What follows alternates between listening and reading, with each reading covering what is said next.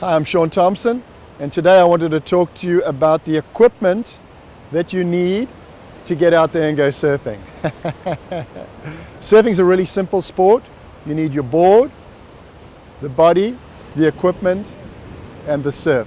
So I wanted to talk to you about what you need to get out there and go surfing. So first up, the bag. And for me, I like to keep my surfing journeys really simple. I have my board, and everything I need is contained in one bag. No matter whether you're a novice, no matter whether you're a guy that's been surfing for a few years, or you're the best surfer in the world, the objective is to keep it simple. And when I used to compete, I competed on the Pro Tour for 16 years.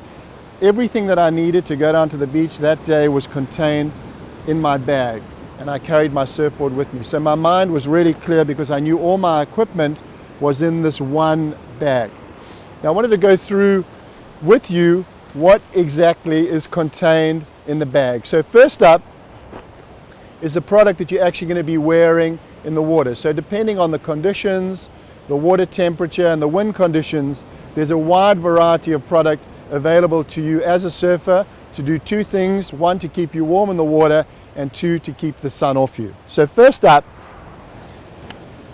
if it's a pretty warm day like summertime in California, you're going to have your pair of board shorts on, and then you're going to have your sun protection.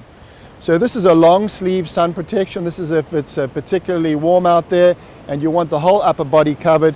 You'll wear a lycra top.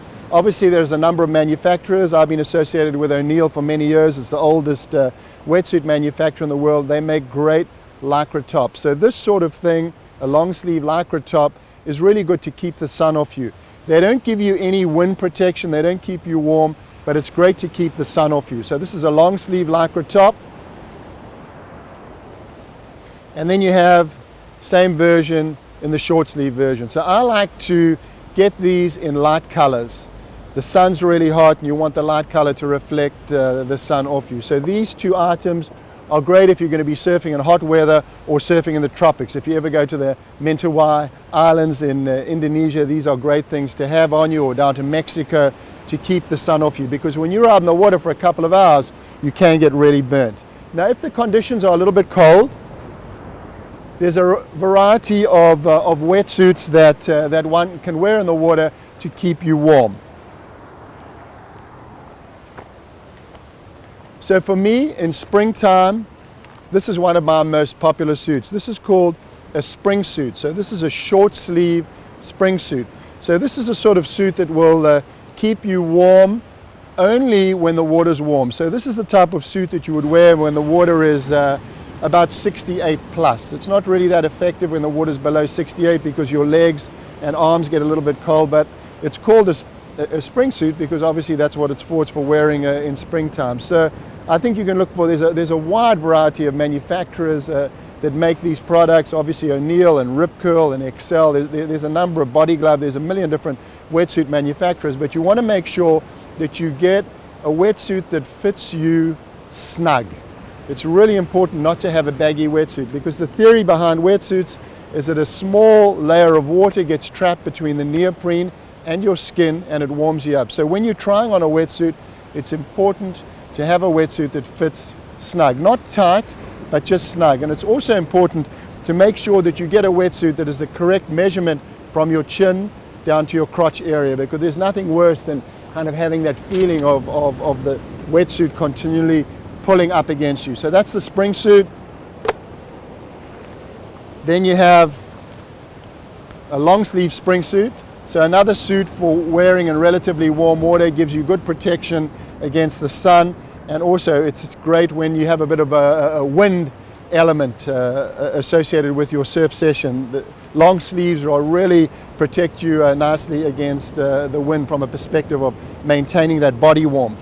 And then the ultimate protection for a surfer is obviously what we call a full suit. So this covers you from head to toe. If the water is cold, you wear a pair of booties. So you'll wear a pair of these rubber boots, which encase your foot. They're pretty much waterproof, not 100% waterproof, but pretty much waterproof, but they keep your feet really warm against cold water. So once the water drops below about 65, you want to be wearing a pair of booties. And booties are also very useful to protect your feet against rocks, coral, sea urchins. So sometimes you'll see, even in the tropics, people will be wearing booties to protect themselves against a sharp rock. So for beginners that are surfing in places like Cabo San Lucas, where there's a lot of sea urchins, it's really useful to even be surfing in board shorts and a pair of booties. But for me, I pretty much only wear booties in cold water. So these full suits come in a variety of different thicknesses. So obviously the simple rule is the colder the water, the thicker wetsuit. So the most popular thickness is what is called a 3-2. That's a 3mm body, 2mm arms. The reason you have thinner arms than the body is because you want to have that flexibility for paddling. And really the area where you need the warmth the most is around your core. So that's why wetsuits are always thicker at the core. So most wetsuits are in like a 3-2 combination, a 4-3 combination, or even a 5-4 combination for really cool water temperatures. So the wetsuits are constructed in a variety of different ways.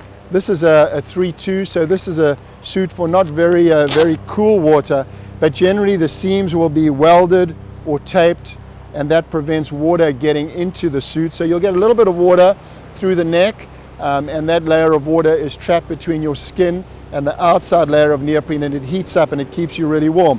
Wetsuit technology has improved dramatically over the last few years, so that today, I mean, if I'm out at a good session at a really cold spot like Jeffreys Bay in my homeland of South Africa, I mean, I can stay out in the water for 8 hours and be toasty warm. And in those conditions, I'll be wearing a 4-3 wetsuit.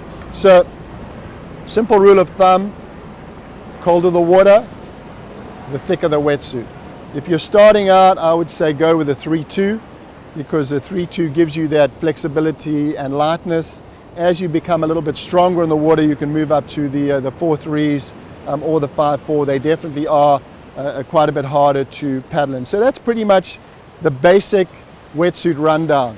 You got your full suit, which protects you against any temperature, along with your booties.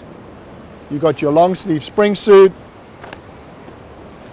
You got your short sleeve spring suit, and then you've got your lycra tops. So depending on the conditions that you're going to be surfing in, you're going to choose one of these particular products. So that's really the simple wetsuit lineup. So that's what you're going to be wearing when you get out in the surf.